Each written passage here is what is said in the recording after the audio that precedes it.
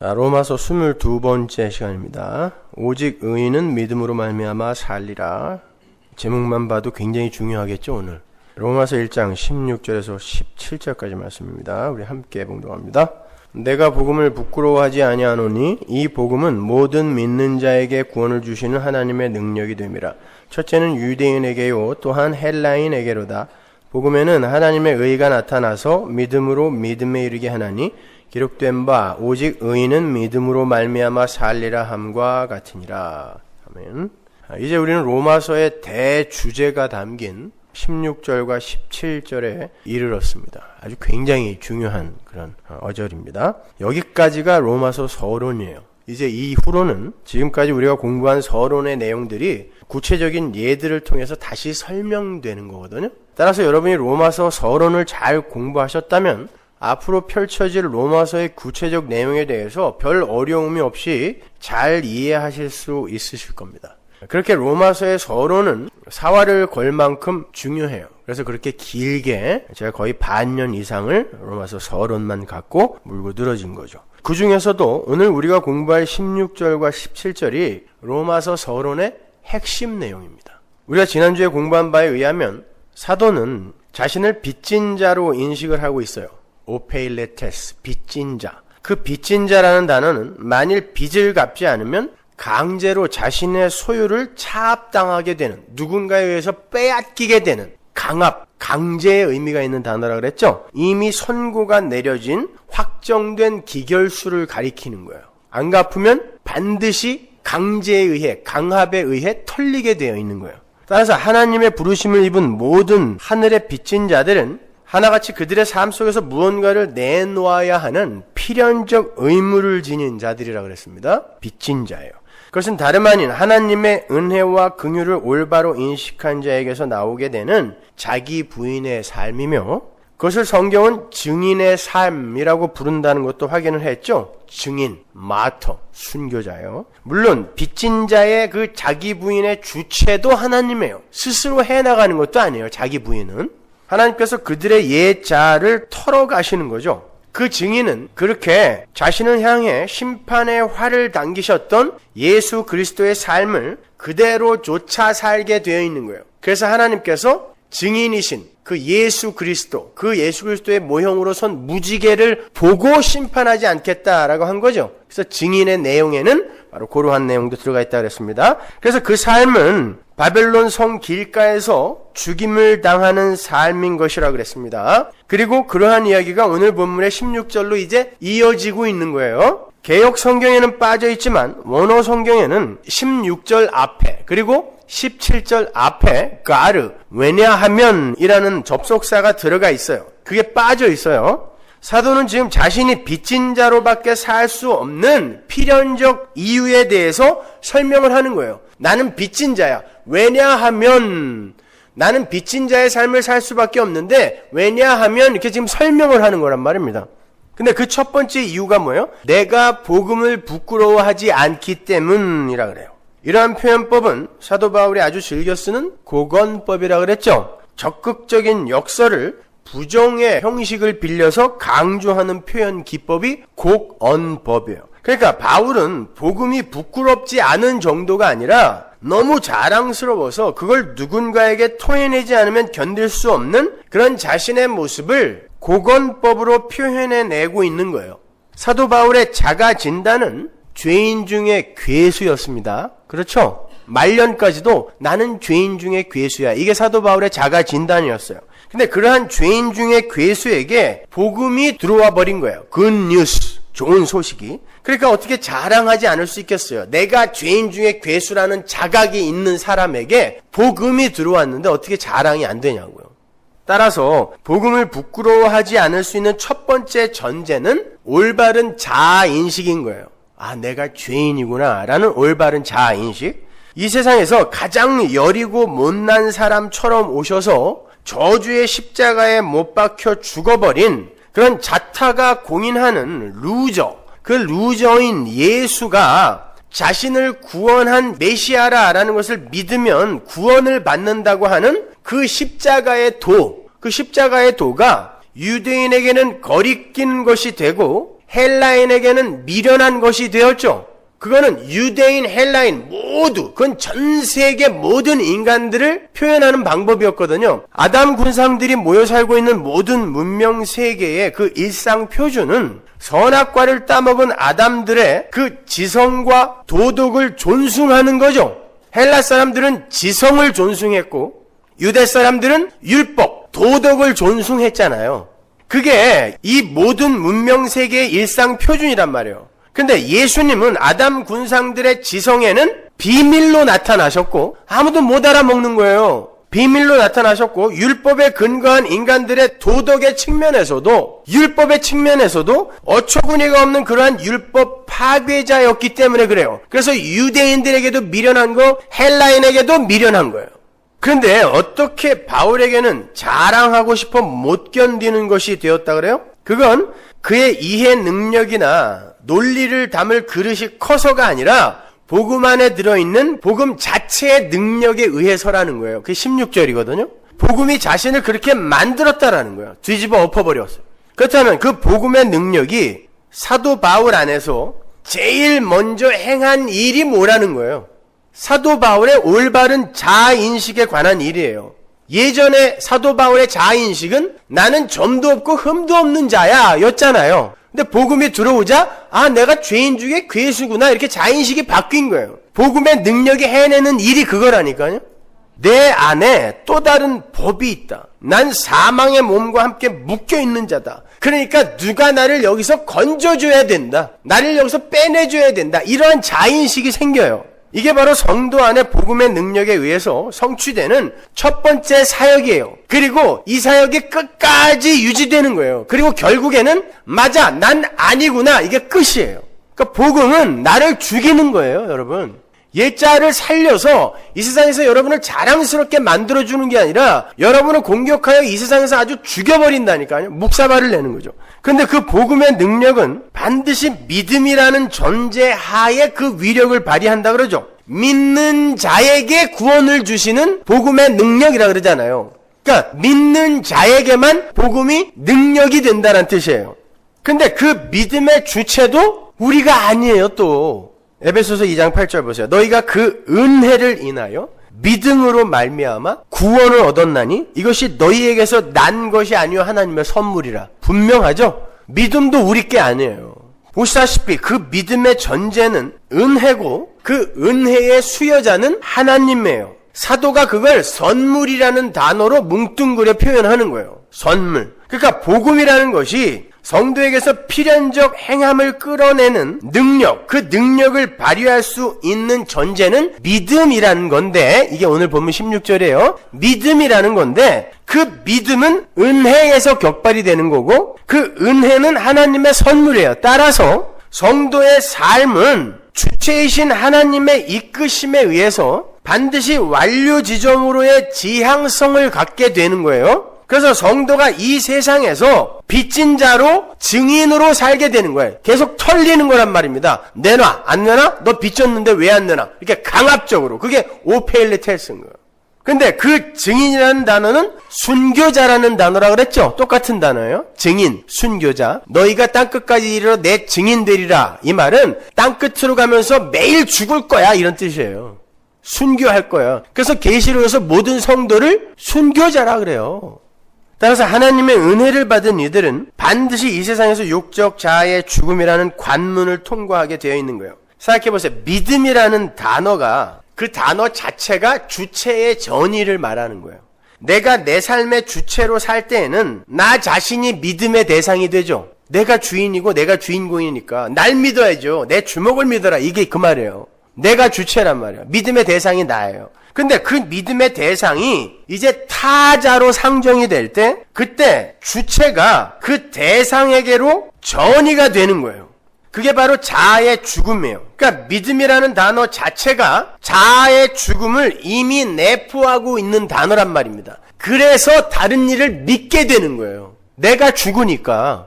믿음을 선물 받은 성도는 그렇게 자아를 부인당하고 하나님 절대 의존의 상태로 밀려 내려가게 되는 거예요. 그렇게 하나님에 의해 털리며 사는 게 빚진 자의 삶이고 증인의 삶인 거예요. 내가 내 자아의 확장으로 붙들고 있던 모든 종류의 그 내 소유, 뭐가 있어요? 돈, 일, 가족, 건강, 이웃, 이딴 거, 이런 것들을 강제에 의해서 털리게 되는 거예요. 망하고 병 걸리고 뭐 이런 류의 그런 털림이 아니라 거기에 대해서 마음이 끊어진다는 뜻이에요. 점점. 그게 오페일레테스 빚진 자예요. 그러나 그렇게 다 털리고 난 그 자리에 진짜 풍요이신 하나님이 채워지는 거예요. 그것을 하나님 절대 의존의 상태라고 하고, 그것을 다른 말로 구원이라 그래요. 내 것이, 내 존재의 확장으로 쌓아놨던 내 것이 다 털리면 하나님이 그 안에 들어오기 시작하는데, 그 하나님이 꽉 차게 되면 하나님으로 내가 살게 되고 그 하나님으로 행복하게 되는 거예요. 그걸 하나님 절대 의존 상태라 그래요. 그게 하나님 나라의 존재들의 존재 양식이에요. 그게 하나님 나라의 구조라니까요. 그게 성막 안의 법궤의 내용이잖아요. 그것이. 그러한 성도의 구원의 현실을 성경에서 가장 잘 요약하고 있는 부분이 오늘 본문 17절인 거예요. 이 17절 한 절에 성경 모든 내용이 함축되고 축약이 되어 있어요. 17절 다시 볼게요. 복음에는 하나님의 의가 나타나서 믿음으로 믿음에 이르게 하나니 기록된 바 오직 의인은 믿음으로 말미암아 살리라 함과 같으니라. 자, 지금까지 로마서 1장에 그 15절을 갖고 21번의 설교를 했는데, 그 서론의 설교 21편이 전부 이 17절을 설교하기 위한 초석이었다고 해도 과언이 아닐 정도로 이 구절은 중요해요. 그리고 제가 지난 몇 주간의 로마서 강해나 사사기 강해도 오늘의 설교를 위해서 제가 초석을 놓은 거예요. 그래서 바벨론에 대한 설명도 그렇게 많이 해드렸던 거고 그런 거란 말입니다. 차근차근 한번 보자고요. 설명할 게 많아서 이번 주에 다 설명을 할 수가 없어요. 다음 주까지 할 건데 그래도 한번 잘 들어보세요. 오늘은 좀 이렇게 마무리가 안 된 듯 끝날 수도 있어요. 먼저 복음에는 하나님의 의가 나타나 있다라는 어절의 의미를 살펴보겠습니다. 여기에서 의라고 번역이 된 헬라어 디카이오순에는 히브리어 자다크와 같은 말이에요. 그 단어를 영어 성경이 justice 혹은 righteousness라고 번역을 해놓는 바람에 우리말 개역 성경도 의라고 번역을 해놓은 건데, 사실 그러한 개념은 헬라 철학의 영향하에 있던 서방의 성경 번역가들에 의해서 그 개념의 진위가 잘못 전해진 거예요. 이 디카이오순에는 그런 류의 단어가 아닙니다. 헬라의 철학자인 플라톤이 이 디카이오스네라는 단어를 justice라는 뜻으로 잘 사용했고요. 아리스토텔레스가 덕, 아레떼라는 뜻으로 잘 사용을 했기 때문에 성경의 디카이오스네가 마치 인간의 선한 의지나 덕스러움 정도로 번역이 된 건데, 성경은 헬라어를 쓰던 동방 사람에 의해서 기록이 된 거지 헬라라는 서방에 의해 기록이 된 게 아니란 말입니다. 동방의 히브리 사람들에게 있어서 이 디카이오스네, 의라는 개념은 팔레스타인은 아시아예요. 그건 아시죠? 그러한 인간의 덕스러움과 선한 의지를 가리키는 게 아니라 관계의 용어란 말이에요. 관계를 맺고 있는 두 대상이 그 관계가 요구하는 의무를 성실하게 수행해내는 아름다운 그 상태가 디카이오스네예요. 단순히 justice, righteousness 그런 뜻이 아니란 말입니다. 그거는 아리스토텔레스나 플라톤이 쓰던 내용이라니까요. 아울러 관계 안에서 인간을 진짜로 옳거나 선하게 만들어주는 어떤 것, 이걸 디카이오스네라고 했어요. 그렇게 서방의 의의 개념은 rational에 가깝지만 동방의 의의 개념은 relational에 가까운 거예요. 미국 사회가 지나치게 룰에 집착하는 것에 비해서 그 속에 사는 한국인들이 relationship을 더 가치 있게 여겨서 작은 실수나 잘못에는 눈을 감아주고 하는 그런 거 생각하시면 돼요. 야, 법이 이런데 어떻게? 사람이 곧 죽어가는데 법 하는 재수없는 놈들 있잖아요. 이 미국에서는 자식이 부모를 고발하기까지 해요. 근데 그걸 상을 준다니까요. 이게 rational이에요. righteousness, justice. 서양 사람들의 의라니까요, 이것이. 성경은 그걸 요구하는 게 아니에요. 오늘날 사회를 개혁하고 교회를 정화하겠다고 하는 사람들이 바로 이런 의를 추구하고 있어요. 잘못된 겁니다, 여러분. 교회는 그런 거 하는 거 아니에요. 그렇다면 복음 안에 하나님의 의가 나타났다라는 것은 무슨 말인가? 우리가 그 의라는 개념에 대해서 올바로 이해를 하기 위해서는 믿음의 조상이라 불리는 아브라함의 이야기로 돌아가야 돼요. 그가 우리의 성도의 조상이란 말이야. 믿음의 조상. 그러니까 그가 어떻게 의로운 자가 되었는지를 알면, 밝혀내면 그 복음에 의가 들어갔다라는 그 말이 무슨 뜻인지 알잖아요. 하나님께서 아브라함에게 복음을 전하셨다라고 바울이 이야기하죠. 그러니까 복음을 전했는데 그 안에 의가 들어가 있어서 그가 의인이 된 거잖아요. 그러니까 그걸 밝혀내면 복음 안에 의가 들어가 있다라는 로마서 1장 17절, 오늘 본문의 말이 뭔지 우리가 알 수 있게 된단 말입니다. 창세기 15장 1절 보세요. 15장에 보면은 하나님께서 자신의 생각과 지혜의 울타리 속에서 한 발짝도 벗어나지 못하고 있는 아브라함에게 약속을 주시는 장면이 나와요. 의인인 하나님에 의해 의가 어떤 이에게 주어지는 장면이에요. 잘 보세요. 15장 1절. 이후에 여호와의 말씀이 이상 중에 아브라함에게 임하여 가라사대 아브라함아 두려워 말라 나는 너의 방패요 너의 지극히 큰 상급이니라. 아브라함이 가로되 주 여호와여 무엇을 내게 주시려나이까 나는 무자하오니 나의 상속자는 이 다메섹 엘리에셀이니이다.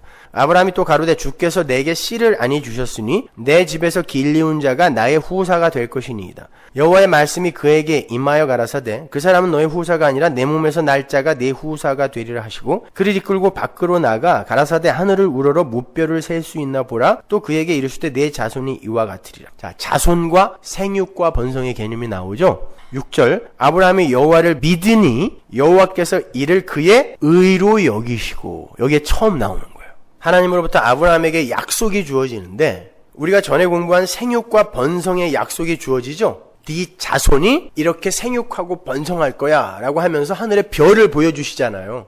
제가 로마서 18번째 설교에서 생육과 번성이 무엇인지 아주 자세하게 설명을 해드렸어요. 생육과 번성은 단순히 애를 낳고 그것이 사람이 많아지고 하는 그런 이야기 아니라 그랬죠. 하나님의 자손에게 필연적으로 일어나야 할 생육과 번성은 그 자손이 상징하고 있던 예수 그리스도, 갈라디아서 3장 16절에 보면 그 자손은 여럿을 가리켜 이야기한 게 아니라 예수 한 사람 가리켜 이야기한 거다라고 이야기 나오잖아요. 그 자손에게서, 예수에게서 가장 먼저 일어나야 할 것이었죠. 그래서 첫 번째 아담에게 생육과 번성의 명령이 주어진 거예요. 걔는 실패하고 마지막 아담이 그 생육과 번성을 성공해내는 거예요. 근데 그 생육과 번성이 어떻게 성공되어졌어요? 생육과 번성의 그 주인공이 누구예요? 열매가 누구예요? 교회. 근데 그 교회가 어떻게 생육하고 번성되었어요? 예수의 죽음으로 말미암아. 그러니까 하나님 자손의 생육과 번성의 전제는 뭐예요? 그가 죽는 거예요. 그래서 아브라함이 복의 근원이 되는 거예요. 복의 근원, 진짜 근원은 누구예요? 예수. 근데 그 복의 근원인 예수로부터 복이 전해지는데 예수가 죽음으로 말미암아 전해지는 거죠. 지금 아브라함한테 하나님이 나타나서 네가 복의 근원이 될 거야. 그러면서 아브라함을 의롭다 칭해주는 건 어떤 의인이 복의 근원이 되어서 그가 죽음으로 하나님의 백성들이 이 세상에 펼쳐지게 될 것이라는 그 이야기예요. 그래서 아브라함의 후손이라고 이야기하는 거예요. 아브라함이 예수의 모형이었기 때문에. 그러니까 지금 이 이야기는 아브라함의 자손, 그 자손을 생육하고 번성시키겠다는 건 나 너 죽이겠다는 뜻이에요. 나 너 죽여서 의인 만들어서 너로부터 내 백성을 생육시키고 번성시킬 거야. 이 이야기 하는 거란 말입니다. 지금 아브라함은 예수님의 대역을 하고 있는 중이에요. 예수님께서 복의 근원이 되시기 위해서 십자가를 지시지 않았습니까? 그게 마지막 아담으로 오신 예수님의 생육과 번성이었단 말이에요.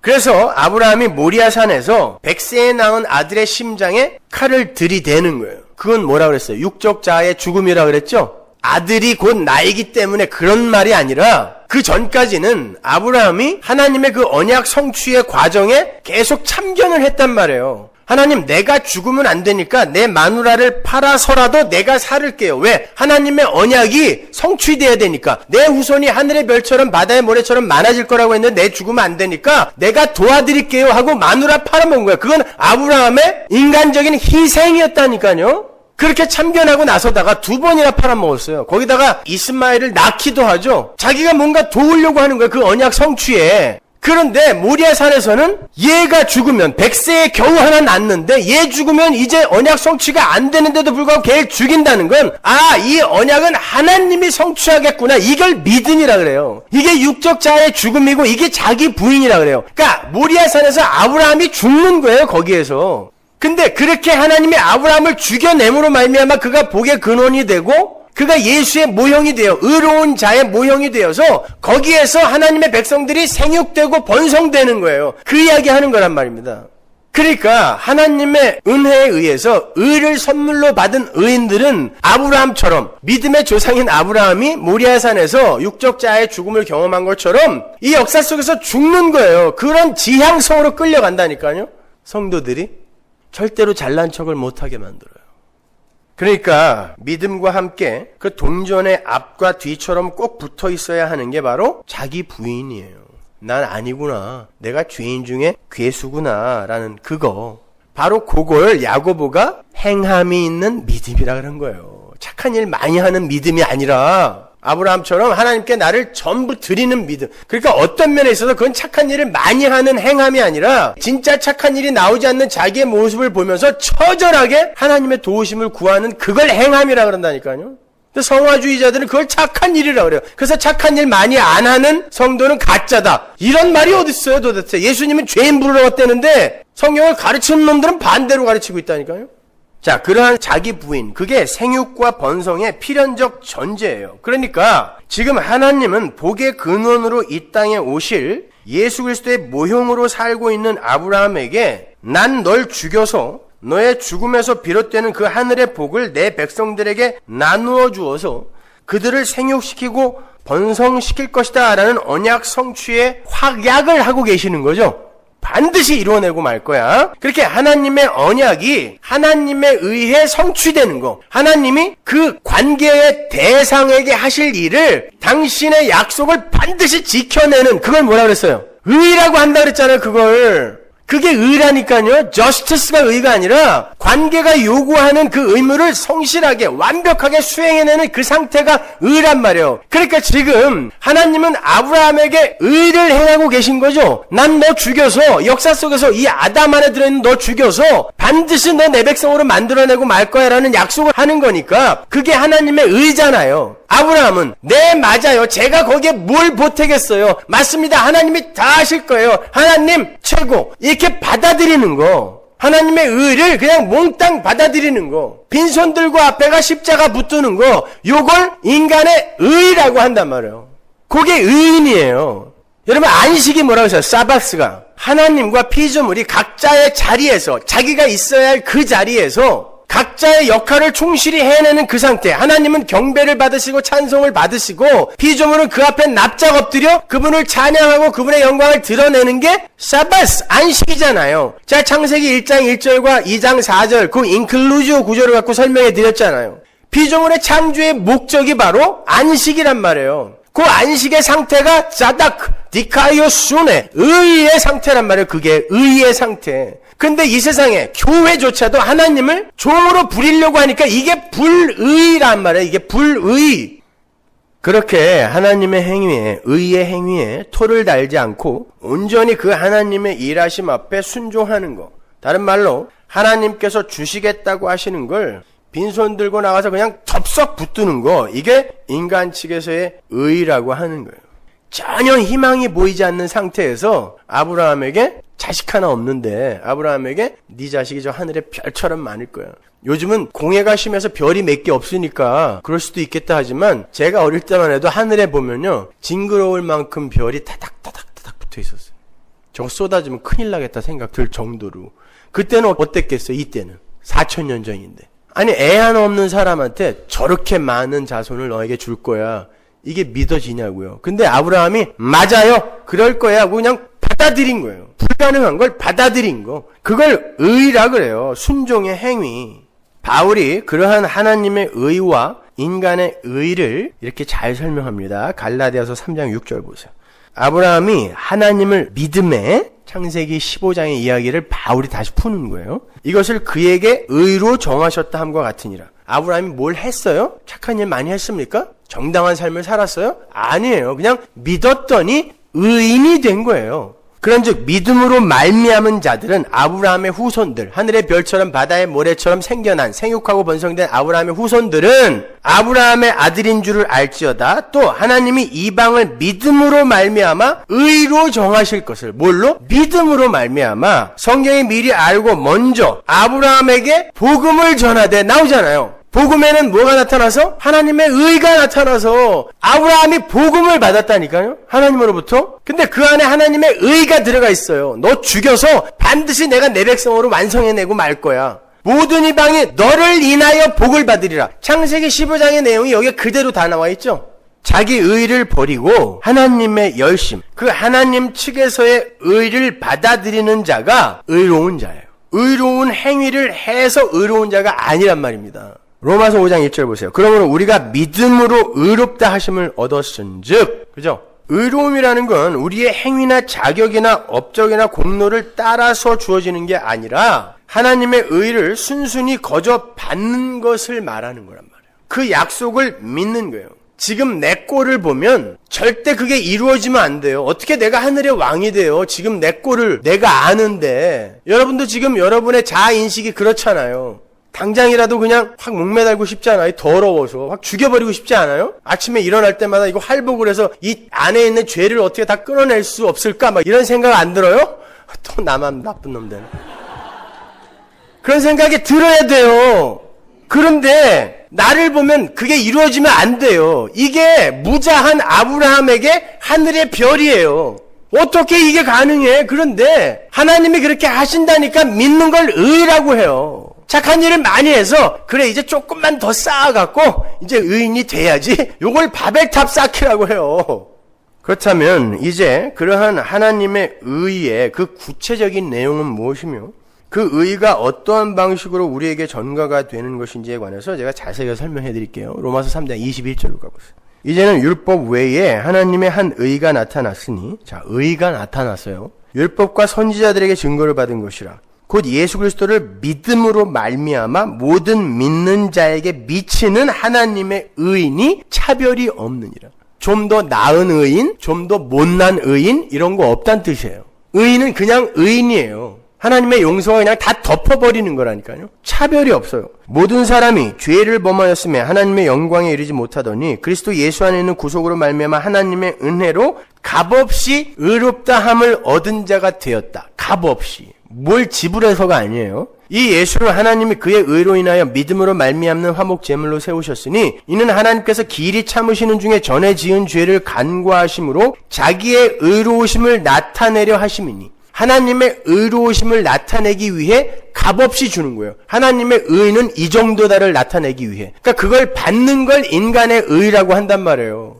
근데 내가 면목 없이 어떻게 그걸 다 받아? 내가 뭔가 내 인생에 좀 책임을 져야 되지 않겠어? 그리고 목매달아 죽은 게 유다라니까요? 그걸 마귀라 그래요.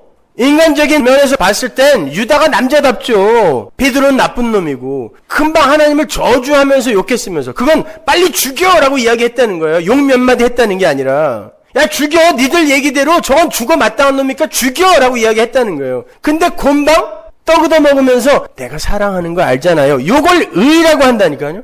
내 안에서는 하나님에 대한 사랑이 못 나오는 거 아시잖아요. 그러니까 하나님이 날 사랑해서 그걸 덮어야 되는 거예요. 그러니까 하나님이 내가 하나님 사랑한다라는 거, 내가 어떤 존재인지 하나님이 아시잖아요. 요게 의란 말입니다. 곧 이때 자기의 의로우심을 나타내사 자기도 의로우시며 또한 예수 믿는 자를 의롭다 하려 하심이니라. 그런즉 자랑할 때가 어디뇨 있을 수가 없느니라. 무슨 법으로냐 행위로냐 아니라 오직 믿음의 법으로니라. 그러므로 사람이 의롭다 하심을 얻는 것은 율법의 행위에 있지 않고 믿음으로 되는 줄 우리가 인정하노라. 하나님의 한 의가 나타났는데 디카이오스네, 그 의의 내용이 율법과 선지자들에게 증거를 받은 거래요. 그게 요한복음 1장에 나오죠. 45절. 빌립이 나다나엘을 찾아 이르되 모세가 율법에 기록하였고 여러 선지자가 기록한 그 일을 우리가 만났으니 요셉의 아들 나사렛 예수니라. 그게 누구예요? 예수. 그 의가 예수란 말이에요. 그 하나님의 의는 그냥 값없이 받는 거예요. 거기에 자기의 의를 보태려고 하는 것 자체가 죄예요. 왜냐하면 하나님의 의를 당신의 백성들에게 거저 주시는 이유가 자기의 의로우심을 나타내려 함인데 그 25절이죠. 그런데 거기에 인간들이 뭔가를 보태겠다고 나서게 되면 하나님께서 온전하게 나타내시려 하는 하나님의 의가 폄하된단 말이에요. 그게 온전한 건데 누군가 거기에다 자꾸 뭘 보태려고 한다라는 것 자체가 그 의가 온전치 못하다는 걸 자꾸 증명해내려고 하는 시도가 된단 말입니다. 그러니까 알미니언주의 같은 건 보편구원론 이런 건 마귀의 신학인 거예요. 그렇게 하나님의 백성들의 의는 하나님이 완료하고 완성해 놓으신 하나님 측에서의 의를 감사한 마음으로 그냥 거저 받아버리는 거. 즉 믿음을 말하는 거예요. 이유가 뭐라고요? 하나님의 의의 온전함을 증거하기 위해 피조물의 의는 완전히 부정되어야 되기 때문에 그래요. 그래야 하나님의 의가 온전한 게 되잖아요. 그 누구도 하나님의 의 앞에서 자랑을 하지 못하게 하기 위해서예요. 고린도전서 1장 29절 보세요. 이는 아무 육체라도 하나님 앞에서 자랑하지 못하게 하려 하심이라. 너희는 하나님께로부터 나와서 그리스도 예수 안에 있고 예수는 하나님께로서 나와서 우리에게 지혜와 의로움과, 이게 디카이오스네요. 거룩함과 구속함이 되셨으니 예수가 의가 되신 거지 니들이 뭘 해서 의인이 되는 게 아니다라고 이야기하잖아요. 우리의 생각이나 행위나 의지가 의의 기준이 아니에요. 예수님만이 의입니다. 그 진짜 의를 붙드는 사람을 의인이라고 하는 거예요. 의인 안중근, 의인 안창호, 이게 아니라 면목 없이 하나님 제가 죄인 중에 계수인데 그러니까 살려주셔야죠. 어떡하겠어요 하고 빈손으로 십자가 꼭 붙드는 사람을 의인이라 그래요.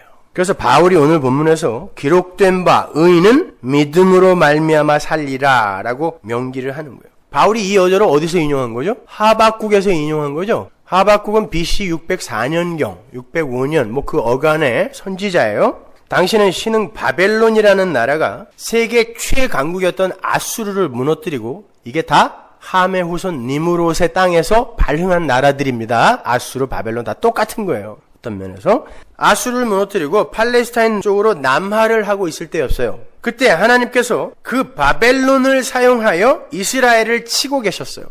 이 바벨론의 치하에서 의인은 믿음으로 산다라는 이 위대한 어절이 나왔다는 걸 잊지 마시란 말이에요. 바벨론. 그러한 현실에 대해서 하박국이 불편한 심기를 내보이자 하나님께서 하신 말씀이 의인은 믿음으로 말미암아 살리라예요. 하박국이 율법을 지키고 제사를 지내며 하나님을 섬기는 이스라엘을 어떻게 야만인인 바벨론을 들어서 때리시냐고 하나님께 항의를 하자 하나님이 누가 의인이냐라고 묻는 거예요. 너 지금 누가 의인이라고 이야기하는 거야? 율법을 지키고 제사 지내면 의인이냐? 아니라는 거예요. 의인은 산자들을 가리키는데 그 살아있는 의인은 믿음으로 되는 것이다 라는 뜻이에요. 그 구절을 정확하게 직역을 하면 믿음으로 말미암은 의, 행위에서 비롯된 의, 율법이나 제사에 의해 만들어진 그 의가 아닌 믿음으로 말미암아 만들어진 의를 가진 자만 살게 된다가 정확한 번역이에요.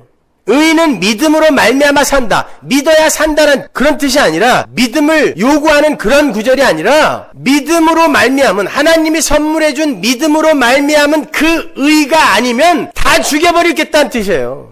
엉뚱한 의 갖고 내 앞에서 의인 행세하지 말아라는 뜻이야. 그게 하박국이라니까요. 의인은 그렇게 의인 되는 거 아니야 라고 이야기하는 거예요.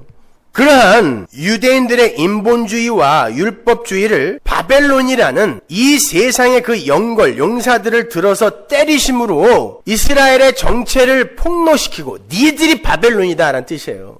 율법 지키고 제사 지냈다고 해서 니들이 바벨론하고 뭔가 다른 존재라고 자꾸 나에게 우기고 있는데 니들이 바벨론이야. 영걸, 기보르, 니므롯이 되고 싶어하는 유명한 자, 용사 되고 싶어하는 니들이 바벨론이야. 폭로시키시고 그러한 하나님 앞에서의 영걸됨, 용사됨이 폭격을 당하여 부수어지고 오직 믿음만을 붙들게 되는 그게 바로 사는 것이고 그렇게 산 자들을 의인이라고 한다라는 걸 그 한 절이 다 담고 있는 거예요. 그래서 나중에는 이 바벨론도 하나님이 멸망시켜 버리는 거예요.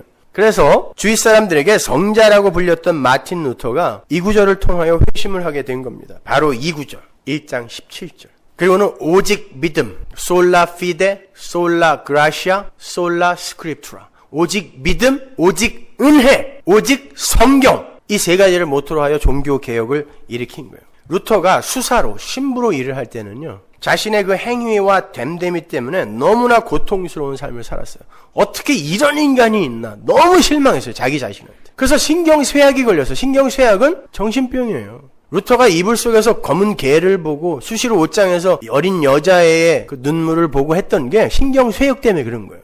얼마나 고민을 했으면, 신앙의 문제로 얼마나 고민을 했으면. 그럼 매일같이 채찍으로 자기에게 체벌을 가했습니다. 나쁜 놈, 죽어! 제가 알프스에 있는 수도원에 한번 가서 15일간 있은 적이 있는데 거기 그 수사들, 신부들도 매일같이 그렇게 자기를 때려요. 나중에 무서워서 나왔잖아요, 제가. 그렇게 매일 자기들을 때려요. 그것도 살살 때리는 게 아니에요. 아주 처절하게 자기에게 벌을 줘요. 그렇게 의인 되기를 스스로 힘썼던 거예요. 그 사람들은 지금도 그렇게 힘쓰고 있어요. 그럼에도 그는 자신의 죄가 점점 더 밝게 보였어요. 자기는 알잖아요. 오죽하면 루터가 고해성사를 하러 들어오면 신부들이, 고참 신부들이 막았대요. 하도 세세한 것까지 너무 많이 해서 하루 종일 받아야 되니까 너는 하지 말라고 못하게 했대요. 루터는요. 그래서 어느 날 이 로마서 1장 17절을 강해하다가 가르치다가 하나님의 은혜를 받은 거예요.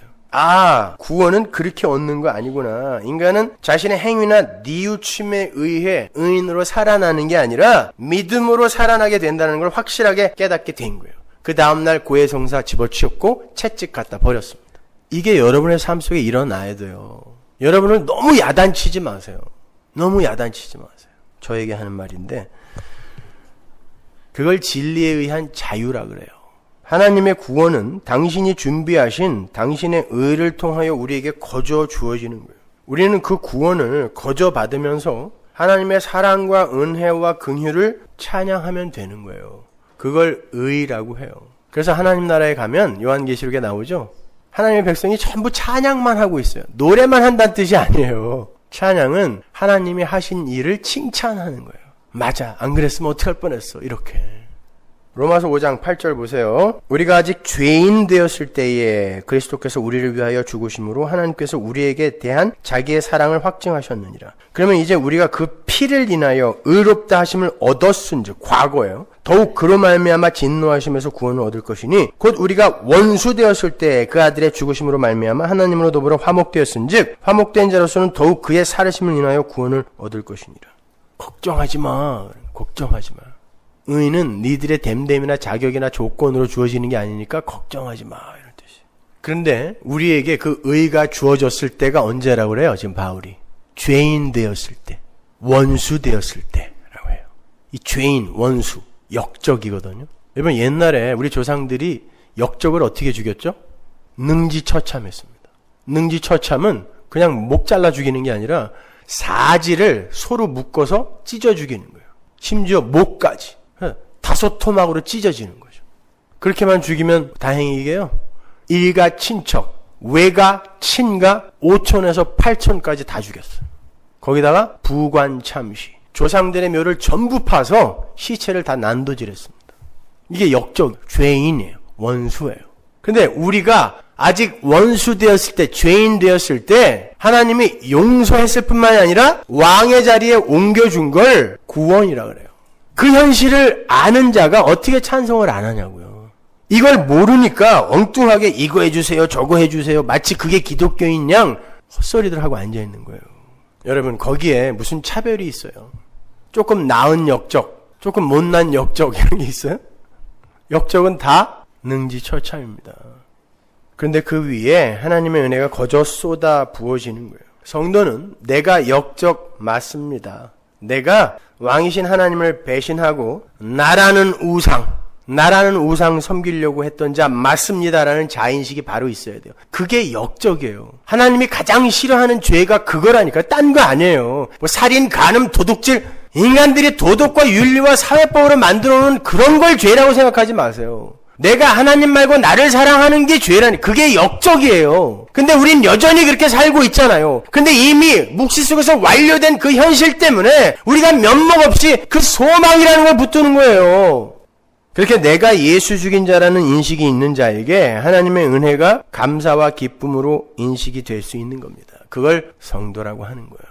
따라서 그렇게 구원을 받은 의인들은 역적들이 모여서 여전히 역적짓을 하고 있는 이 세상에서 무리의 기름처럼 둥둥 뜨게 되는 거예요. 역적짓이 다른 게 아니에요, 여러분. 하나님 이외에 그 어떤 것에 자기의 마음을 빼앗기고, 그건 역시 나죠, 그건요. 그것에 의해서 자신의 안위와 행복을 챙길 수 있다고 믿고 그걸 추구하고 사랑하는 게 역적짓이잖아요. 내가 되고 싶은 나가 되면 나는 행복할 수 있어. 이게 역적짓이라니까요. 하나님으로 행복하고 존재해야 되는 게 성도란 말입니다. 하나님은 그런 걸 멸망받을 자들이라고 이야기를 하셨어요.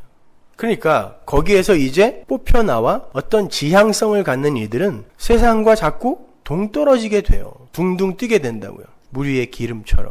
그러한 모델로 나타난 게 노아라는 사람이에요. 노아도 의인이었다 그러죠. 그죠? 여러분은 의인이죠. 노아가 뭐가 잘나서 의인 된 거예요? 은혜를 입어서 의인 된 거라 그랬죠? 창세기 6장 5절 보세요. 자, 이제 믿음에서 비롯된 의에 의해 살아난 자들의 삶은 과연 어떻게 진행이 되어지는가로 지금 넘어가는 거예요. 5절 여호와께서 사람의 죄악이 세상에 관영함과 그 마음의 생각의 모든 계획이 항상 악할 뿐임을 보시고 땅 위에 사람 지으셨으면 한탄하사 마음에 근심하시고 가라사대 나의 창조한 사람을 내가 지면에서 쓸어버리되 사람으로부터 육축과 기는 것과 공중의 새까지 그리하리니 이는 내가 그것을 지었으면 한탄함이니라 하시니라. 그러나 노아는 여호와께 은혜를 입었더라. 노아의 사적은 이러하니라. 노아는 의인이요 당세에 완전한 자라. 완전한 놈이 그래 홍수 뒤에 술 먹고 뻘거벗고 자요? 이 완전은 다른 의미의 완전입니다. 묵시 속에서의 완전이에요. 하나님의 약속 안에서의 완전. 그가 하나님과 동행하였으며, 자, 의인은 하나님과 동행을 한다라고 이야기하는 거예요, 지금. 근데 그 동행이 뭐냐면 하나님의 함께 하시면서 그의 예자를 죽여가는 동행이라는 걸 아셔야 돼요. 동행하시면서 여러분이 원하는 걸 다 이루어주고 해결해주는 동행이 아닙니다. 구절을 보시면 그 의인이라는 사람의 특징이 하나님과의 동행이라고 나오는데 그렇게 하나님과 동행을 한 이가 그 앞에 한 명이 또 나오죠. 죽음을 보지 않고 하늘로 간 누구? 에녹이잖아요. 창세기 5장 24절 보세요. 에녹이 하나님과 동행하더니 똑같은 단어예요. 하나님이 그를 데려가심으로 세상에 있지 아니하였더라. 에녹은 지금 의인인 하나님의 백성을 모형하고 있는 거죠. 그가 하나님과 동행을 하여 그의 삶 속에 어떤 일이 일어나니까 그가 죽음과 상관없는, 사망과 상관없는 자가 되더라. 단순히 이 세상에서 육적 죽음을 경험하지 않은 것, 그게 뭐가 그렇게 대단해요, 여러분. 그가 아플까봐 그렇게 무서워하는 거예요? 왜 이렇게 무서워하는 거예요? 그 정도가 아니라 사망의 문제에서 해결된 자라는 의미에서 에녹이 죽음을 보지 않고 간 거란 말입니다.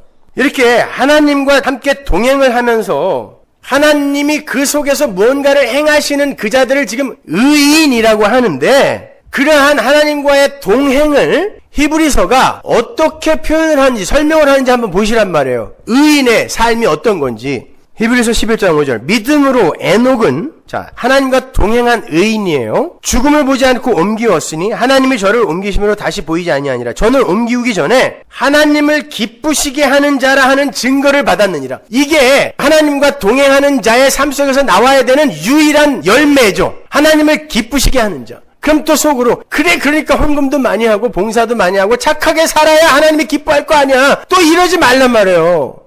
그렇게 하나님을 기쁘게 하는 하나님과 동행하는 의인은 어떻게 하나님을 기쁘게 하는 의인이 되는지 바로 그 밑에 절이 나온단 말입니다. 6절 보세요. 믿음이 없이는 기쁘시게 못하나니 오직 믿음만이 하나님을 기쁘게 하는 일이 되는데 그 믿음이라는 것 자체가 내가 나에 대한 신뢰를 완전히 놓는 육적 자아의 죽음, 자기 부인이란 말입니다. 하나님과 동행하는 자는 그렇게 하나님이 아브라함과 동행하면서 그의 이 못난 면, 연약한 면을 다 폭로하시고 결국에는 모리아산에서 자기 심장에 칼을 꽂게 만들었던 것처럼 하나님과 동행하는 자는 그렇게 하나님만 붙들게 되는 믿음, 그 믿음을 갖게 되는데 그 믿음만 하나님이 기뻐하신다는 뜻이에요. 그게 의인이란 말입니다. 그래놓고 바로 밑에 절에 노아의 얘기가 또 나오죠. 그러니까 에녹과 노아를 믿음이 연결하고 있는 거예요, 지금. 믿음으로 노아는 아직 보지 못한 일에 경고하심을 받아 경외함으로 방주를 예비하여 그 집을 구원하였으니 이로 말미암아 세상을 정죄하고 믿음을 쫓는 의의 후사가 되었느니라. 노아가요. 믿음이 없이는 하나님을 기쁘시게 못해요. 그런데 노아가 바로 그 믿음으로 하나님을 기쁘시게 하는 의인으로 등장한단 말이에요. 그러니까 의인인 노아는 믿음으로 하나님을 기쁘시게 한 사람 맞죠? 그런데 그 노아가 이 세상에서 어떤 취급을 받았어요? 산 위에 배 만드느라고. 바보 취급받았단 말입니다. 그래서 베드로가 의인들의 그 고난의 현실을 설명하면서 그게 베드로전서 3장이잖아요. 3장, 4장. 의인들의 고난의 현실을 설명하면서 예로 노아를 드는 거예요. 노아. 베드로전서 3장 13절 보세요. 또 너희가 열심으로 선을 행하면 누가 너희를 해하리요.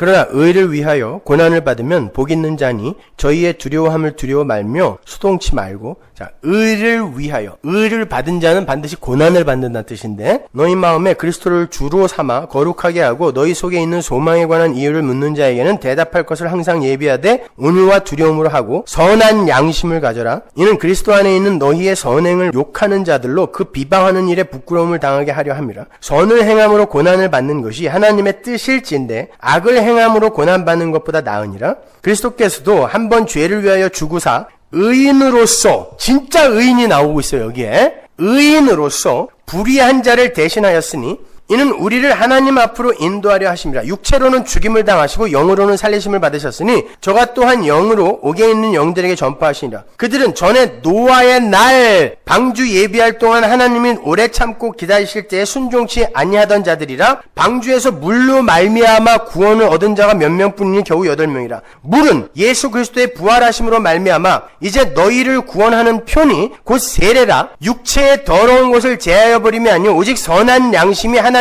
향하여 찾아가는 것이라. 아주 중요한 건데 13절에 열심으로 선을 행하면 누가 너희를 해하리요, 이 말씀부터 거슬리죠. 열심으로 선을 행하면 세상이 여러분을 해하지 않습니까? 그건 예수님의 말과도 어긋나는 거예요. 그리고 바로 그 밑에 문맥과도 전혀 어울리지 않잖아요. 지금 베드로가 하나님의 은혜로 의인이 된 자들의 고난에 대해서 이야기를 하고 있는 중이에요. 근데 선을 행하면 해를 받지 않는다, 고난이 없어진다, 그러니까 착한 일 많이 해, 이런 말이 거기에 나오면 안 되잖아요. 성도는 필연적으로 이 세상에서 고난을 받게 되는데, 왜? 성도기 때문에. 그런데 착한 일 많이 하면 해 안 받는다, 이런 말이 어떻게 여기에 나오냐고요. 그 말이 아닐 거란 말이에요. 거기에 나오는 선은 단순히 착한 일, 선한 일을 말하는 게 아니라 예수가 완료하신 하나님의 일을 말하는 거예요. 그 선이라는 단어는 하나님의 첫 창조 때 매 날마다 후렴구처럼 붙어있던 보시기에 좋았더라, 토브라는 단어를 바울이 인용해다 쓴 거라고 그랬죠. 그러니까 창조의 단어란 말이에요. 선이라는 단어 자체가 토브, 하나님의 그 새 창조의 언어란 말입니다. 빌립보서 1장 6절 보세요. 너희 속에 착한 일을 시작하신 이가, 이게 선이에요. 그리스도 예수의 날까지 이루실 줄 우리가 확신하노라. 여기에서의 착한 일이 뭐죠? 하나님이 우리 안에서 시작하신 착한 일, 구원, 새 창조를 이야기하잖아요. 그건 반드시 완료될 것이다. 그건 하나님의 대표적 속성이고 하나님 나라의 존재의 메커니즘이자 삶의 원리예요. 그래서 예수님은 그 선이라는 단어를 하나님께 국한시켜버리세요. 자기가 희생을 해서 원수를 살려내는 게 선이거든요. 새롭게 창조해내는 게 선인데 그게 하나님 나라 모든 존재들의 삶의 원리예요. 그게. 근데 그건 원래 하나님 거란 말이에요. 그래서 그 선이라는 건, 선한 일이라는 건 하나님의 언어예요. 피조물들에게 통용되는 언어가 아니란 말입니다. 마태복음 19장 17절 보세요. 예수께서 가라사대 어찌하여 선한 일을 내게 묻느냐? 선한 이는 오직 한 분이시니라. 내가 생명에 들어가려면 계명들을 지키라. 여기서는 예수님의 존재론적 상태를 이야기하는 게 아니에요. 예수님이 선하지 않다라는 게 아니라 내가 하나님이야, 선한 하나님인데 너 진짜 내가 선한 하나님인 줄 알고 나한테 선하다 그러는 거야? 묻는 거예요. 선은 하나님 거라 그러는 거예요, 지금. 근데 베드로는 그 선한 일이 성도에게서도 일어난다라고 기술을 하고 있죠. 그 말은 엄밀히 말해서 하나님이 시작하신 선한 일이 성도의 삶 속에서 드러난다라는 거지, 성도가 선한 일을 할 수 있다는 뜻이 아니에요. 하나님이 그 성도의 삶 속에서 선한 일, 구원의 일을 시작하시면 그 삶이 이제 성도의 옛자가 죽어가고 그 안에 사는 예수가 드러나는 모양으로 지향성을 갖게 되는데, 그 자들은 마귀가 절대 참수할 수 없다가 선한 일을 행하는 자는 해를 받지 않는다라는 의미란 말입니다. 그것이요. 하나님은 반드시 당신의 약속을 성취할 거니까. 그게 뭐라고 했어요? 그게 의란 말이에요. 하나님의 의. 이해가 안 가시면 여러 번 들으세요. 그게 하나님의 의예요. 그래서 그 하나님의 의가 그 사람 속에 일단 인트루저 뚫고 들어가 버리면 그 어떤 것도 그를 해할 수가 없어요. 이게 로마서 8장의 이야기란 말이에요. 그 무엇도 너희들을 하나님의 사랑에서 끊어낼 수 없다. 그것은 성도 안에서 일어나는 십자가의 그 실제화, 즉 자기 부인의 현실과 새 생명을 잉태하고 출산하게 되는 신앙생활의 여정을 총칭하는 거예요. 그게 선을 행함이에요. 예수에게서 일어난 일이 역사 속 성도에게서 그대로 일어나게 된단 말이에요. 그래서 선을 행하다, 그 행하다라는 그 단어가 모방자, 추종자, 미메테스라는 단어가 쓰인 거예요. 거기에 명사가 쓰였어요. 미메테스. 그 단어가 어디서 쓰였냐면 고린도서에서 쓰였는데 11장 1절. 내가 그리스도를 본받는 자 된 것 같이 너희는 나를 본받는 자 되라. 본받는 자, 이게 미메테스예요. 그러니까 성도는 예수가 가신 그 삶의 궤적을 그대로 쫓아가게 돼요. 그래서 배신도 당하고 모욕도 당하고 가족들에게 버림도 받고 결국 십자가에서 죽는 거예요. 모리아산 위에서 죽는 거예요. 모리아산은 무슨 산? 신의 산. 신의 산 위에 뭐가 있어요? 예루살렘 성. 예루살렘 성에 뭐가 있어요? 골고다. 거기서 죽는 거란 말입니다. 그래서 거기에 미메테스가 쓰인 거예요. 선을 행하다. 예수님이 행하신 선의 모방자. 그는 절대 해를 받지 않는다. 이게 선을 행하면 해가 없다란 뜻이에요. 그들만 지옥에서 건짐을 받는 거예요. 세상에서 고난을 안 받는다란 그런 뜻 아니란 말입니다. 쉽게 말하면 예수의 삶의 궤적을 쫓아와서 고난의 삶을 살게 되는 게 의인이고 그 의인만 살아나요. 그 의인만. 그래서 바로 밑에 14절이 의를 위하여 고난을 받으면 복이 있는 자니 이렇게 나오는 거예요. 의를 위하여 고난을 받으면 복이 있는 자니. 17절에도 똑같은 말이 나오죠. 선을 행함으로 고난받는 것이 하나님의 뜻일진데. 보세요. 선을 행함 똑같이 나와요. 미메테스 똑같은 단어예요. 이것이. 선을 행하면 고난을 받아요. 그게 뭐래요? 하나님의 뜻이래요. 그러니까 하나님의 뜻이 중도에 변개되거나 취소될 수 없기 때문에 이건 누구에게나 다 적용되는 거예요. 다 적용되는 거예요. 그런데 그러한 구원의 현실, 피조물의 육적 자아가 하나님의 은혜로 폭격을 당해서 이 역사 속에서 죽고 하나님이 주시는 하늘의 생명력으로 다시 살아나야 하는 그 성도의 십자가의 삶을 이해하거나 수긍하는 자가 없다는 거예요. 그래서 유대인에게는 미련한 거예요. 헬라인에게도 거리끼는 게 되는 거예요. 누가 그걸 알아먹겠니? 그래서 그 복음을 노아가, 의인인 노아가 의를 전파했다고 그래요. 그걸 복음을 전했더니 아무도 안 듣고 딱 8명 방주 속으로 들어오더라. 그 이야기 하는 거예요. 베드로가 지금요. 노아가 이 방주 안으로 안 들어오면, 예수 안으로 안 들어오면 다 죽어. 그러니까 니들이 뭐 하려고 하지 말고 일로 그냥 들어와. 뭐 가져오지도 마. 음식 내가 다 준비했어. 하나님이 그러잖아. 노아야 네가 다 준비해. 그러잖아요. 예수가 다 준비한 거예요. 내가 다 준비했어. 그러니까 그냥 들어와. 그런데 아무도 안 들어오더라니까요. 딱 8명 들어왔다. 베드로가 그 이야기 하는 거예요. 근데 노아가 어떻게 그들에게 의를 전파했죠? 성령에 의해. 그래서 영으로 옥에 있는 자들에게 예수님이 전파했다고 그러는 거예요. 예수님이 지옥에 내려갔다는 뜻이 아니라. 베드로후서 2장 5절 보세요. 옛 세상을 용서치 아니하고 오직 의를 전파하는 노아가 뭘 전했다고요? 의를 전파했다고요. 왜? 의인이니까. 그런데 그가 이 세상에서 어떤 취급을 받았다? 세상에게 맞아 죽었다니까요. 아무도 그의 이야기를 안 들었어요. 왜? 아무도 안 들어왔잖아요. 그게 의인의 삶이에요. 그게 예수의 삶이었단 말입니다. 그 7 식구를 보존하시고 경건치 아니한 자들의 세상에 홍수를 내리셨습니다. 그들에게는, 세상 사람들에게는 하나님을 떠난 이 역사의 그 실체와 이 지옥 같은 좀비들의 무덤인 이 역사의 실체와 그 역사 속에서의 그 고난의 그 현실, 하나님의 은혜를 떠나면 이렇게 된단다라는 것이 감지가 안 됐기 때문에 그들이 왜 우리가 여기서 나가야 돼? 왜 여기서 피해야 돼? 이러고 안 들어온 거란 말이에요. 노아네는 왜 들어왔어요? 세상에 눈만 뜨면 바보 병신 취급을 하니까 여기서 나가야 되겠구나 하고 글로 들어간 거란 말입니다. 그게 의인의 죽음이란 말이에요. 그들만 들어간 거예요. 방주 속으로. 그게 여러분의 인생 속에서 나타나는 거라니까요. 그래서 성경이 그들이 심지어 홍수에 쓸려 내려가면서 죽으면서까지도 내가 지금 왜 죽고 있는 거지를 몰랐다는 거예요. 마태복음 24장 37절. 홍수 전에 노아가 방주에 들어가던 날까지 사람들이 먹고 마시고 장가들고 시집가고 있으면서 홍수가 나서 저희를 다 멸하기까지 깨닫지 못하였으니. 왜 이런 일이 나에게 일어나는 거야? 쓰나미 현장에서 발견된 시체들이 가방하고 폐물을 끝까지 손에 꼭 붙들고 있더래요. 뭐예요? 이게 뭐야? 왜 나한테 이런 일이 일어나는 거야? 모르는 거야. 그러니까 여전히 여기를 붙드는 거예요. 내가 의존하고 있는 거예요. 내 생명을. 이 가방에. 세상이 그렇다니까요. 몰라요. 못 알아먹어요. 아무리 이야기해도 복음을 못 알아먹는단 말입니다. 그래서 20절을 보면 노아와 그 가족들을 물에서 구원했다라고 이야기하지 않고 물로 구원했다 그래요. 여러분 이런 데다 동그라미를 쳐놔야 돼요. 성경을 진짜 잘 읽는 사람들은 이런 데 동그라미가 쳐져 있어요. 집에 가서 반드시 치세요. 20절 보세요. 그들은 전에 노아의 날 방주 예비할 동안 하나님이 오래 참고 기다리실 때에 순종치 아니하던 자들이라 방주에서 물로 말미암아 구원을 얻은 자가 몇 명뿐이니 겨우 8명이라. 디휘다토스라는 이 단어는 by water, from water 아니라니까요. by water.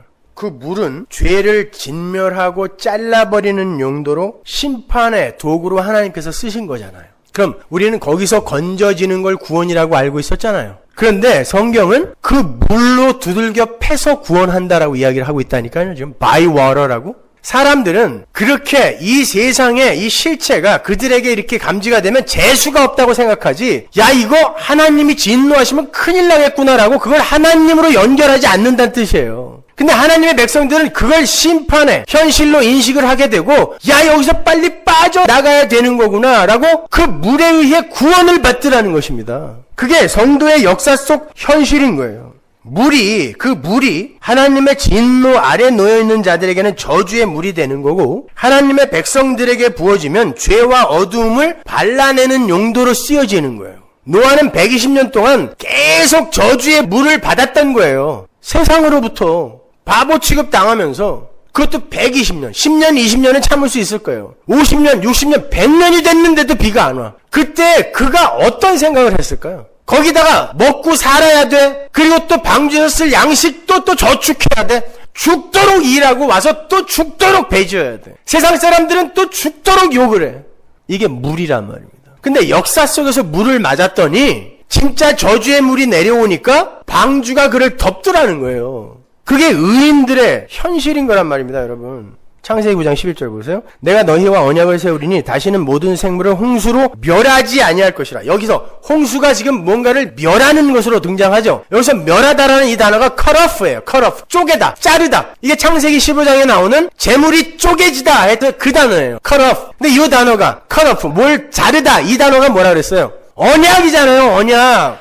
그게 할례란 말입니다. 자르다, 쪼개다, 이게 다 할례, 언약 같은 말인 거예요. 근데 그 저주의 물을 예수, 방주가 막고 십자가에서 cut off, 쪼개진 거예요. 그게 창세기 15장이 십자가에서 현실화된 거란 말입니다. 하나님이 쪼개져 버린 거예요. 그 언약의 현장에서 하나님께서 재물을 쪼개놓고 이 언약이 지켜지지 않으면 이 쪼개진 재물 사이로 지나간 자가 쪼개지는 거야 라고 언약을 해놓고 하나님 혼자 지나가시잖아요. 그건 내가 쪼개지겠다는 뜻이에요. 그게 레인보우란 말입니다. 저주의 활 내가 맞을 거야 라는 뜻이란 말이에요. 그게 무지개 언약이잖아요. 그 역사 속에서 하나님의 백성들에게 그 물이 그대로 부어지는 거예요. 그리고 그 예수 그리스도의 십자가가 성도의 삶 속에서 그대로 실제화되어 나타나는 거예요. 그래서 베드로가 물에 의해 구원받은 노아라고 이야기하는 거예요. 물에 의해 구원받은 노아. 베드로가 그 물을 어떻게 설명하나 보세요. 베드로전서 3장 21절. 물은 예수 그리스도의 부활하심으로 말미암아 이제 너희를 구원하는 표니 곧 세례라. 육체의 더러운 것을 제하여 버림이 아니요 오직 선한 양심이 하나님을 향하여 찾아가는 것이라. 물은 선한 양심이 하나님을 향하여 찾아가는 것이라 그래요. 그게 세례래요. 세례는 뭐죠? 할례가 뭐예요? 쪼개지는 거예요. 할례의 정신을 그대로 담고 있는 게 세례잖아요. 나의 옛사람은 십자가에서 죽었고 쪼개져 죽었고 물에 빠져 죽었고, 그래서 물을 머리에다 뿌리는 거예요. 가슴에다 안 뿌리고 여기까지 물이 찼다는 뜻이야. 난 죽었습니다. 물에 빠져 죽었고 이제 하나님의 은혜로 새 사람이 되었다라는 것을 고백하고 공포하는 게 세례잖아요. 그러니까 세례라는 것 자체가 죽음을 내포하고 있는 거예요. 옛자의 죽음. 근데 그 물이 무엇을 하느냐 하면 선한 양심이 하나님을 향하여 찾아가게 하는 거라 그래요. 그 번역도 잘못된 거예요. 그 구절은 선한 마음이 하나님만을 간구하게 하는 것이란 뜻이에요. 그 에페로테마라는 단어가 무엇을 향하여 찾아가다라는 뜻이 있는 게 아니라 간구하다, 호소하다라는 뜻이에요. 따라서 물은 성도로 하여금 하나님만을 찾아서 그분께 간구하게 만드는 하나님 절대 의존자 만들기의 도구인 거죠. 그러면 그 선한 양심은 뭘까요? 선한 마음.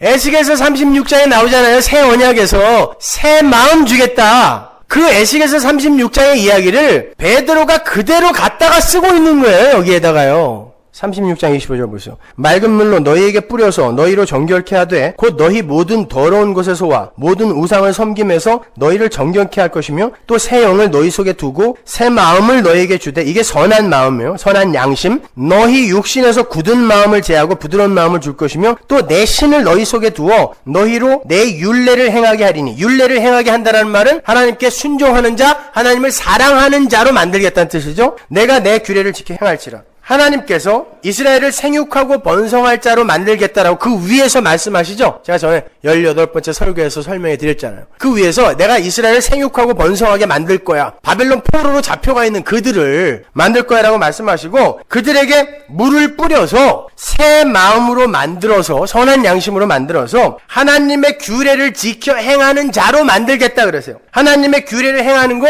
하나님 사랑하는 거예요. 그게 베드로서에서의 에페로테마예요. 여기도 물이 나오고 선한 양심이 나오고 하나님의 규례를 지키는 이야기가 나오죠. 근데 그 물이 우리에게 선한 마음을 갖게 하는데 성령이 개입을 해요. 그러니까 성령이 오셔서 우리의 이 옛 마음, 옛 자아를 부수어 갈아엎으시고 새 마음으로 만들어서 야, 이 세상에서 다른 거 의지하면 안 되는구나. 하나님만을 의지해야지. 이게 바로 성령에 의해 새 마음이 되어 하나님만 사랑하는 자가 되는 에스겔서 36장의 새 언약이란 말입니다. 되게 중요한 건데 그 이야기를 물은 선한 양심이 하나님을 찾아가게 만드는 데 사용되는 거야 라는 거예요. 그게 뭐예요? 물이 고난. 그래서 베드로 전서의 고난의 이야기에 이 물이 나오는 거고 이 물 이야기가 노아의 홍수 사건에서부터 계속 연결되고 있는 거란 말입니다. 따라서 여러분의 인생에는 그 물이 반드시 들어와야 돼요. 그래서 역사 속에서 여러분이 그 심판을 경험하셔야 돼요. 그래서 예수님도 바로 너희에게 줄 그 물이 바로 성령이다라고 이야기한 거예요. 요한복음 7장 38절 나를 믿는 자는 성경의 이름과 같이 그 배에서 생수의 강이 흘러나리라 하시니 이는 그를 믿는 자의 받을 성령을 가리켜 하신 말씀이라. 그 물이 성령이란 말이에요. 근데 성령이 와서 죄에 대하여 의에 대하여 심판에 대하여 책망하고 가르치면서 야 진짜 네가 붙들어야 될 의가 뭔 줄 알아? 하나님의 의야 하고 우리의 자아를 부정시키고 부인시켜 가는 거란 말입니다. 성경은 다 한 이야기 하고 있는 거예요. 이렇게요. 한 가지 이야기, 예수 이야기.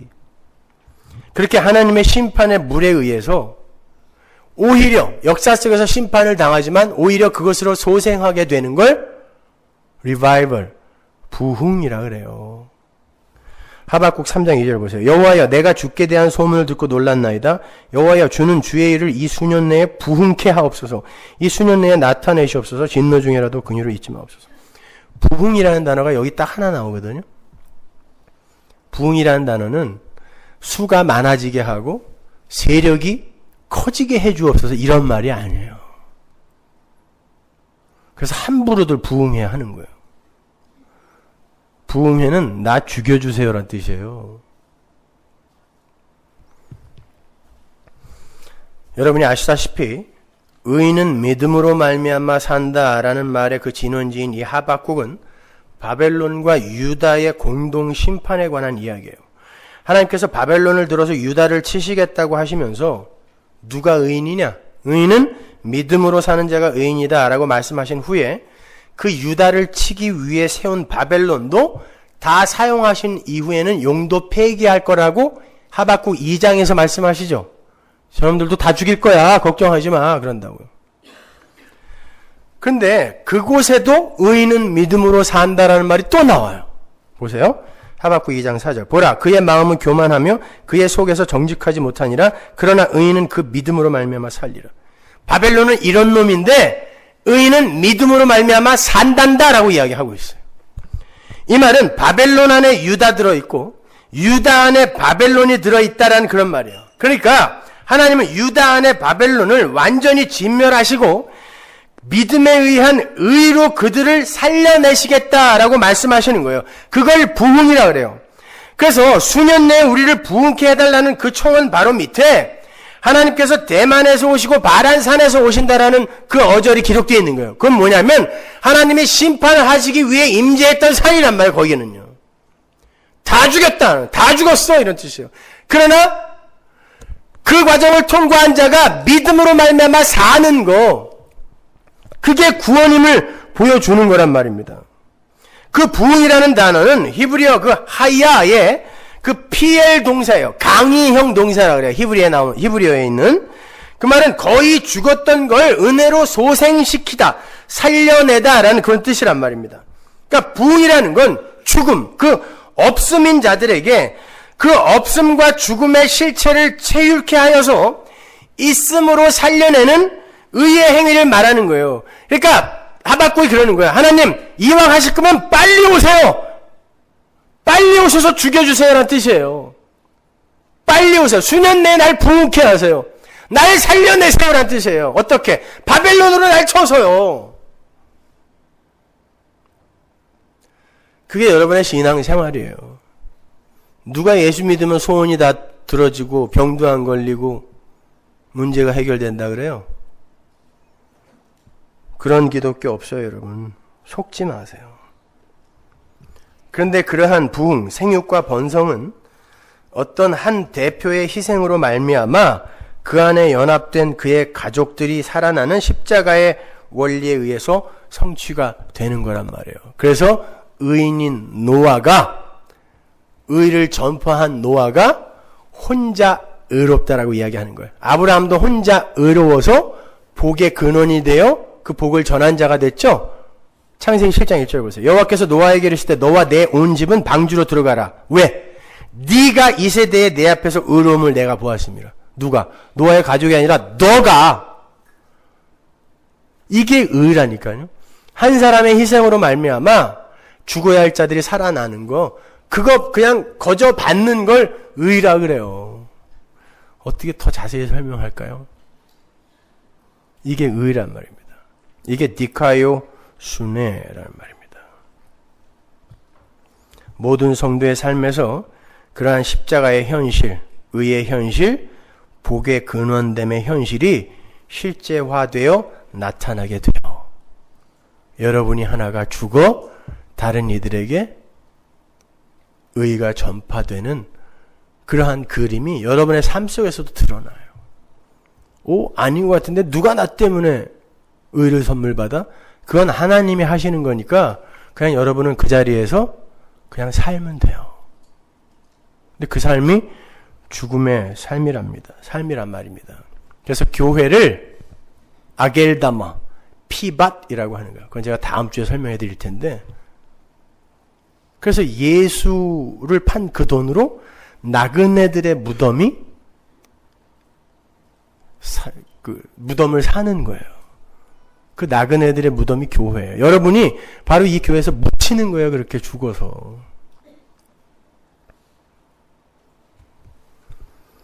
그렇게 성도는 이 세상 속에서 자신의 옛 자아와 역사의 역창조 과정을 눈으로 목격을 하고 체유를 하면서 새 창조의 필연성에 대해서 뼛속 깊이 새기고 가야 하는 사람들인 거예요.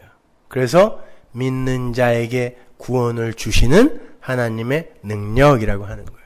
믿는 자는 자신의 육적 자의 죽음을 경험하는 자거든요. 그들에게만 하나님의 능력이 나타나서 그들을 살려내는 겁니다. 어제 한참 설교 원고를 써 내려가던 중에 제자로부터 메일이 한 통 왔어요. 그 가구음악의 창시자라고 하는 에릭 사티라는 사람 아세요? 클래식 음악 작곡가인데 오히려 요즘에는 그 팝 쪽에서 더욱더 각광을 받아요. 참 신기하다 싶을 일이 많지 아주 적절한 예화거리가 당도한 거죠. 독립영화나 다큐멘터리 등의 백뮤직으로 잘 쓰이는 그 사티의 음악은요, 그야말로 가구 같은 음악이에요. 사람들이 방 안의 가구나 벽지를 특별히 신경을 써서 눈여겨보지는 않지만 꼭 있어야 되는 거죠. 특별히 눈여겨보지는 않지만 보긴 보잖아요. 필요한 거예요. 경청해서 듣지는 않더라도 귀에 들리는 그런 음악을 가구 음악이라 그래요.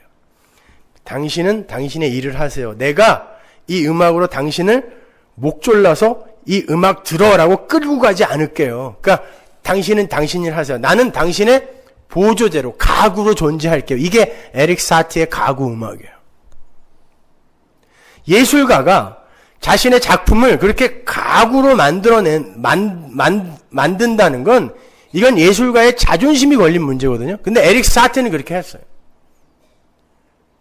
그래서 그의 음악을 틀어놓으면요, 음악이 켜있는지 안 켜있는지 몰라요.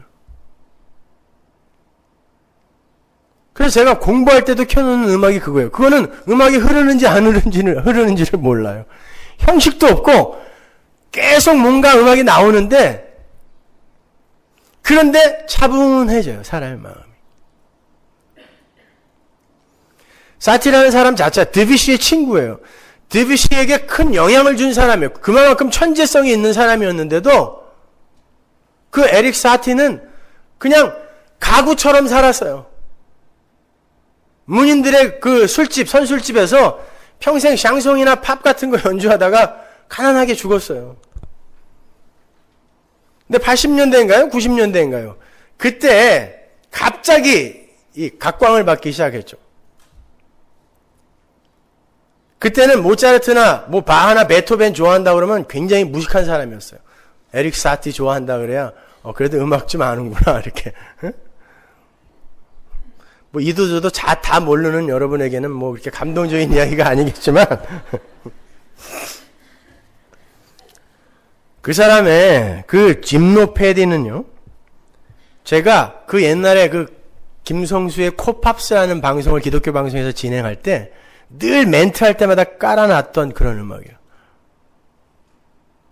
그리고 제 노래 중에 너를 위한 사라방드라는 노래가 있는데 그 노래방에도 있어요.